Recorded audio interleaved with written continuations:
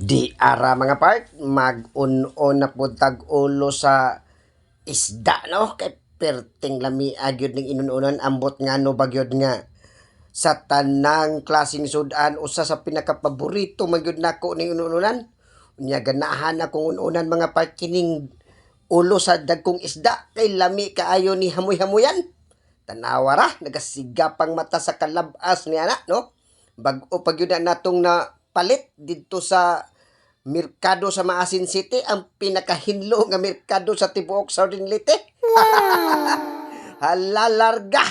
So ingon ani na ta mag-un-on mga part, no? Ahos ra atong ibutang ana, di ko ganahan nga ang inununan butangan og kanang nailoy kay murag madaot ang panlasa, no? Ahos, asin, bitsin, suka og butangan pud natog mantika og bitsin. Larga na. Perting lamian ni mga part sigurado gayud nga ulbo ang atong dinungag niini, way bahaw nga magpabili niini kalami niini inununan. Labi na gyud kay perting lamian ni nga isda ning atong ginuunan mga part.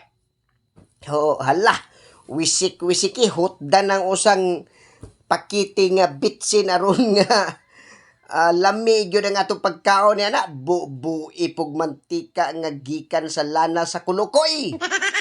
Kinsabay dili mag-igit ni ini mga part kumukaon tayo ni atong inununan. Basta ang importante mga part lami ni kayo. Larga bira, butang ikasin nga 1 kilo. Aron nga siguradong mutugob ang panlasa hangtod sa iyang kabukugan.